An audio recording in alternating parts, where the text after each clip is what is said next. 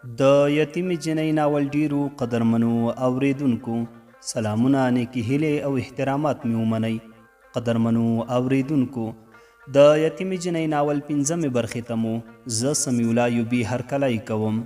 دا هم تاسې او دا هم د یتیمې جنۍ ناول 5مه برخه. امید لرم چې تر پایه پورې را سره واورئ.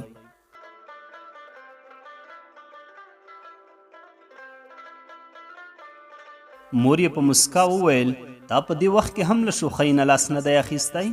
مه یې کوئ، د خپل بابا دیدن یې کولو. یتیمې جنۍ په زړه کې ټول ناپوهان وګڼل، خو په خوله یې د هر چا خبرې ته د تایید سر خوراوه. د دوی د ډیر ټینګار سره بیا هم بابا او لمسی خپل کور ته لاړل. محصل ځوان ټوله کیسه کور کې وکړه. ټول خوشحاله شول او امید یې درلود چې د کلونو شلېدلې خپلوي بیرته ورغېږي. مازدیګر د یتیمې پلاندار د دوکاندار دوکان ته د سودا لپاره راغی، خو د تل په خلاف هیڅ د خپل پلار پوښتنه ونه کړه. دوکاندار اړ شو چې وی پوښتي، څنګه نن پلار یاد نه دی؟ هغه وخندل چې همدا نن مې پلار موکر راغلی و. چا ورته ویلي و چې زوی د سخت ناروغه دی. چې راغی ټیټ پاسې راته وکتل، زما هم په خپل ځان شک شو، خو وروسته پوه شوم چې چا ورته په دروغ ویلي چې زوی د سخت ناروغه دی. دوکاندار په زړه کې مسکا وکړه او د سودا په ورکړې یې زړه کې وویل، ځه ورځه، څو ورځې وروسته به ستا هم چاره وکړم. وخت تېرېده، څو اونۍ تېرې شوې. د یتیمې پلاندار بیا له دوکانداره د خپل پلار احوال وپوښت. دوکاندار سر وښوراوه او سوړه سویله یې ویست. سړی حیران شو چې ولې، څه شوي؟ دوکاندار ورته وویل، پرون یې زوی راغلی و، ویلې پلار مې هېڅ ښه نه دی، که ستا د کاتې کومې پیسې پاتې وي راته یې ووایه. چې در یې کړم سخت خواشینی شوم، بیا یې تپوس ته لاړم، بیخي ښه نه و. الله پاک دې ورسره مرستندویه شي. د سړي په ملا و زړه درد شو چې دا څنګه کیدی شي. ډېر خواشینی سودا د کور په درشل کې کېښوده. د کور غړي یې د خپل پلار له سختې ناروغۍ خبر کړل. ټول ډېر خفه شول. خپلې مېرمنې ته یې د کورنۍ د غړو د تیارولو وویل چې ټول به یو ځای د بابا دوی کور ته ځو. یتیمه جنۍ دا وخت د لیسې په 12 ټولګي کې وه. مور یې ورته زنګ ور وواهه چې په وخت راشه، بابا کره ځو. دغه خبرې د یتیمې جنۍ هر څه هیر کړل او له ډېرې خوښۍ یې بیخي بل ډول خبرې خولې ته راتلې. وخت پرې نه تېرېده.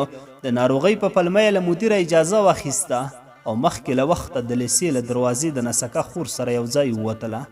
زرې محصل ځوان یعنې خپل د تره زوی ته زنګ وواهه چې چیرته یې؟ هغه ورته وویل، دفتر کې یم. ولې؟ خیرت خدای څنګه ورخطا یې؟ د جنۍ چې څه بله بهانه نه وه، زر یې وویل، نن داسې ورځ ده چې باید خلک یې د مور او پلار خوا کې تېره کړي. زموږ له لیسې ډېرو نجونو رخصت واخیست. ما هم بهانه وکړه او له لیسې د خپلې مورجانې د لیدلو لپاره کور ته پر لاره یم.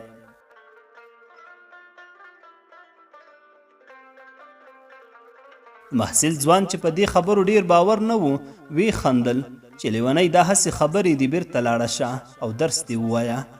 خو جنۍ هڅه کوله څو خپل د تره زوی په یو چل سره مجبور کړي چې کور ته لاړ شي. محصل ځوان وویل، نن پنجشنبه ده، پوهنتون مې رخصت دی، 2 بجې هسې نه هم خپله مور ګورم. ضرور نه ده چې اوس دنده پرېږدم او ولاړ شم. جنۍ خدای پاماني وکړه او زر یې ځان کور ته ورسوو. ډېره خوشحاله وه، خو د کورنۍ په خواشینې لیدو یې زړه ولوېد چې کیدای شي تګ مو لغوه شي. خو مور یې ورته د نیکه د سختې ناروغۍ خبره وکړه. لومړیو کې خواشینې شوه، خو وروسته یې د تره زوی سره کړې خبرې ور په زړه شوې. ځان سره ویل، کوم نیک سړی غواړي زموږ کورنۍ سره یو ځای کړي، ځکه که بابا مې ناروغه وی، د تره زوی مې دفتر ته نه تلو او حتما راته د نیکه د ناروغتیا خبره یې کوله. خو داسې څه نشته. په ښکاره د مور په څیر خواشینې، خو په زړه یې له خوښۍ ګوډې ماتولې. پلاندار یې موټر راوست. خپلې مېرمنې ته یې وویل، سامان دې ښه پوره واخله، کیدای شي شپه مو شي هلته. یتیمې جنۍ له ډېرې خوښۍ خپل پلاندر ته ورغاړې وته او لاسونه یې ورخپل کړل. خو وروسته یې د هغه خفه څېرې ته چې پلار ته خواشینی وپام شو، په کراره یې وویل، الله پاک دې زما په باباجان هېڅ هم نه کوي. پلاندر یې د امین په ویلو د خپلې ناسکه لور په سر لاس رخ کړ. حرکت وشو. پر لاره یې پلاندر او مور د کلونو نالیدلي ځایونو په لیدو خپلې سترګې خړوبې کړې. ډېر څه بدل شوي وو، نوې آبادیانې شوې وې. ډېر کم شیان د پخوا په څیر پاتې وو. ټولو په ډېرې نارامۍ غوښتل چې خپل د ډېر وخت جدا شوي خپلوان وویني. خو یتیمې جنۍ بیا ټول پام خپلې مینې ته و. څنګه به هغه کانې کوي چې ورسره له ځانه هم ډېره مینه لري. تر دروازې ورسېدل، ټول ودرېدل او د یتیمې پلندر پر لور یې سترګې خښې کړې. هغه هم حق حیران و چې څه ووایي، څه وکړي او څنګه د خپل ناروغ پلار پوښتنه وکړي. دلته یې خپلې مېرمنې ته مخه کړه او ویې ویل څومره سخته وي چې وجود یو او لارې دوه وي. مېرمنې په شوخۍ هغه راکش کړه او له هغه وړاندې د کور دروازه ټیله کړه. خو دا چې د کور دروازه له هغې خوا بنده شوې وه ټولو پرې وخندل. بیا یتیمې جنۍ خپله مور یوې خواته کړه او دروازه یې وټکوله. د لږ وخت وروسته یو ماشوم دروازه خلاصه کړه. دا چې دوی د نیکه ناروغۍ ورخطا کړي وو او په ورخطایۍ او خفګان کې هر څه ګډ وډ راخیستي وو، هغه ماشوم پرې د بنګړیوالانو ګمان وکړ. د خلاصېدو سره سم یې بیرته دروازه بنده کړه. کور کې د ماشوم پلار ورغږ کړ څوک دي؟ ماشوم پرته له دې چې صبر وکړي ورغبرګی کړه پلاره بنګړیوالان دي، د ډوډۍ غوښتلو په بهانه خلک ځوروي.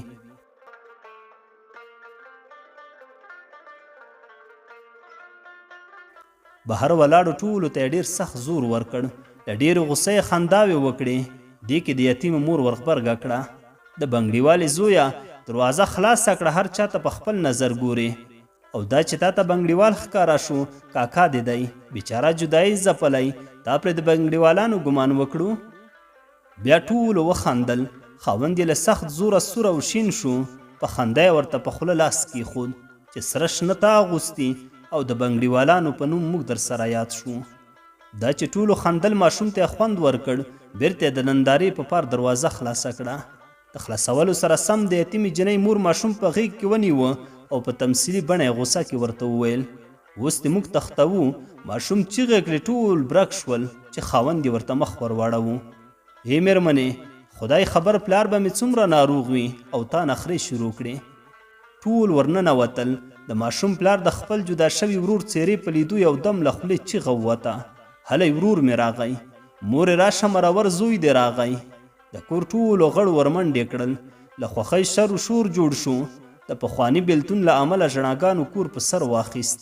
ماشومانو چې د مشرانو په سترګې کې اوښکې ولیدې، هغوی هم ناخبره اوښکې تویول شروع کړل او سمه غوغا جوړه شوه. د یتیمې او محصل ځوان یا خپل زوی ته په غېږ ورکولو بېهوشه شوه. ټولو پرې اوبه واچولې چې د هغه په خود کېدو سره بل ورور بېهوشه شو. د کورنۍ ډېر غړي له خوښۍ د بېخودۍ خوند وڅاکه. د کورنۍ د ډېرو غړو جامې د بېخودۍ له امله لمدې شوې.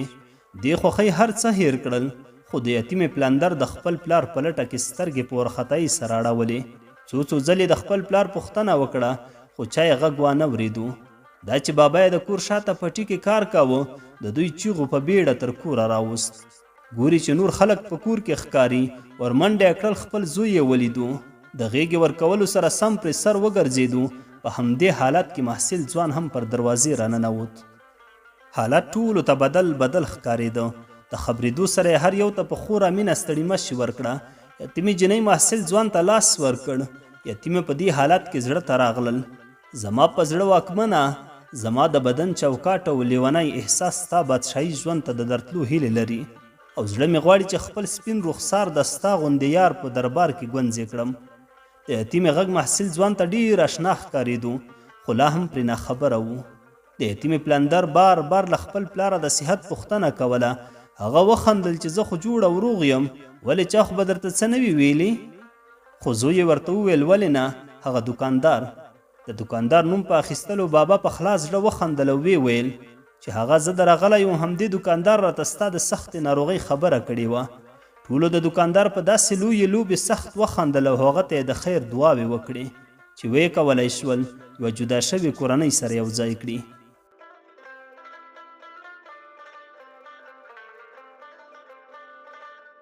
جنۍ فرصت پیدا کړ څو له خپلې مینې سره مخامخ خبرې وکړي.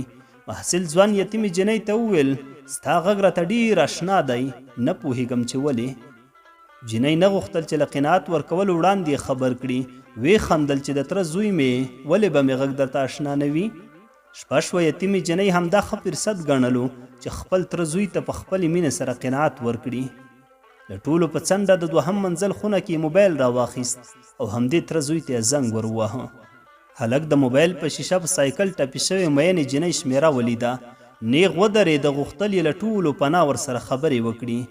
دا هم دوهم منزل د یتیمې جنۍ خونې ته مخامخ بلې خونې ته ننوت. د زنګ وکې کولو سره یې په خوښۍ سلام واچوو. یتیمې د سلام په اخیستلو د خوشحالۍ په اړه ترې وپوښتل.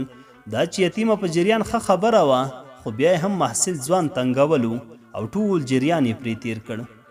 دې کې یتیمې جنۍ محصل ځوان یعنې خپل د تره زوی ته وویل زه هم درشم. ځوان ورته وویل هو ولې نه، راشه که نه، خو که مور مې وډبولې هغه دی بیا خپل کار دی. یتیمې وخندل چې که ذمهواري مې ته کوې بیا درځم. محصل ورته وویل په دې توره شپه کې؟ جنۍ ورته وویل هو ولې څه خبره ده؟ محصل ځوان چې دا هر څه ګپ ګڼلو په خوره جرأت یې ورته دعوت ورکړ. یتیمې جنۍ وخندل او ورته د ورتګ خبره وکړه. هلک هم په زړورتیا د هغې د راتګ خبره ټوکه وګڼله.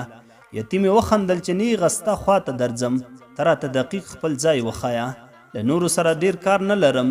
محصل ځوان چې د یتیمې خبرې ریشخند ګڼلې په شونډې یې مسکا خوراوه. خپل دقیق ادرس او ان د دوهم منزل خونه هم ورته په ګوته کړه.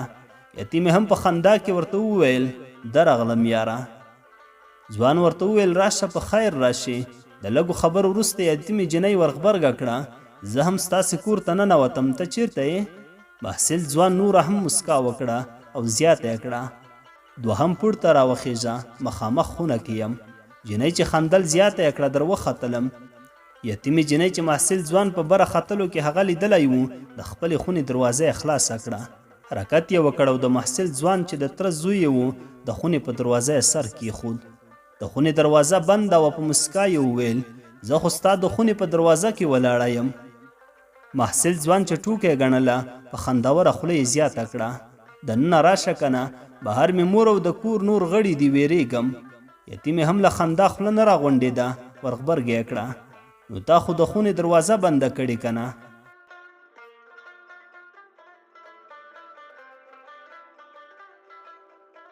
د محصل ځوان زړه درزا وکړه چې جنۍ خو یوه سمه نښه راته وویله. په خندا یې ورته وویل ته خیر دروازه وډبوه. د دروازې په ټکولو سره د محصل ځوان زړه په درزا پیل وکړ. ګمان یې دا و چې ممکن دا د جنۍ په شکل کومه پیری وي. سخت وډار شو، لاس و پښو یې کار پرېښود، موبایل یې له لاسه پر ځمکه ولوېدو.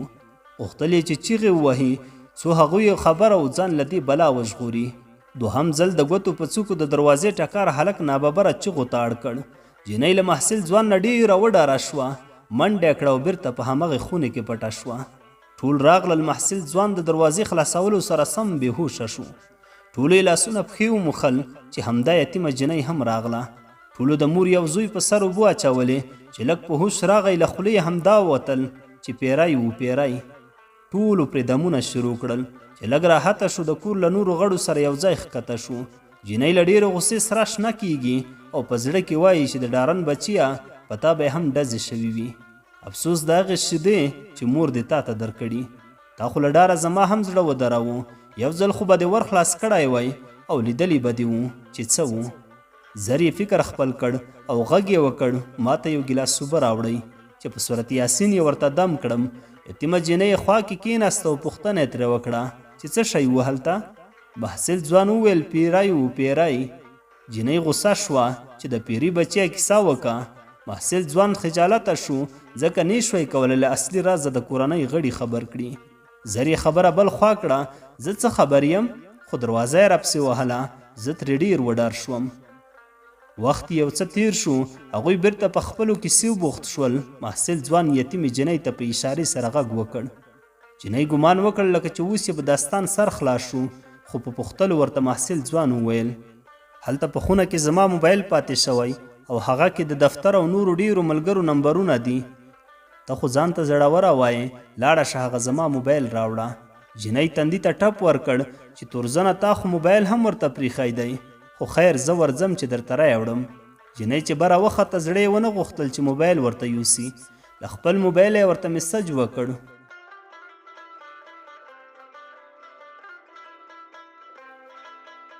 د ډارن بچیه زه کوم پیری میری نه یم، قسم کوم چې انسانه یم.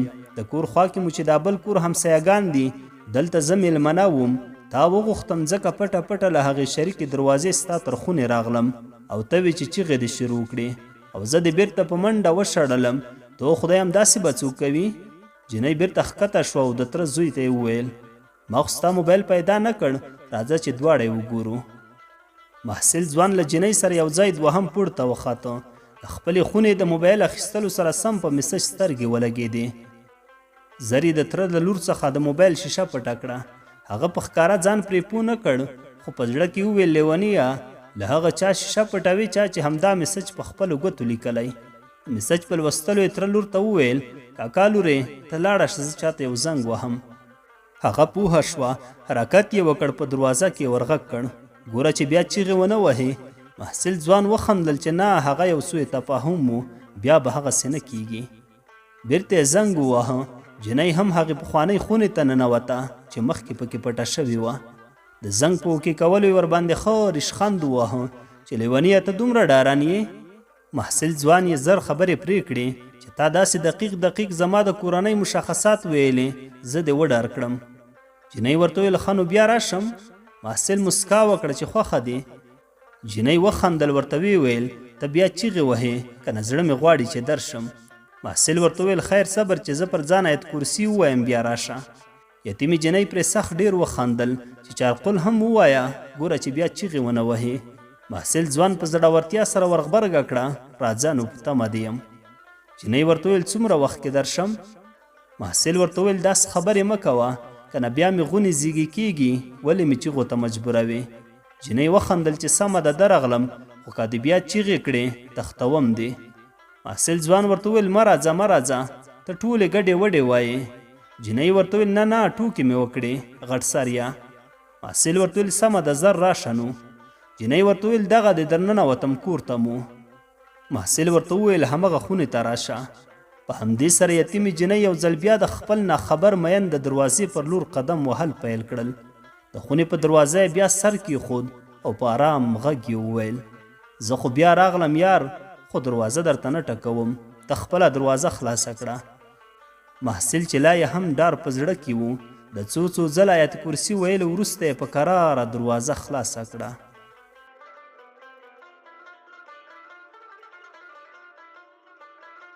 د یتیمې جنۍ ناول ډیرو قدرمنو اوریدونکو، دا وه د ناول 5مه برخه. تر بلې برخې پورې مو په لوی څښتن تعالی سپارم. ښاد و آباد اوسئ.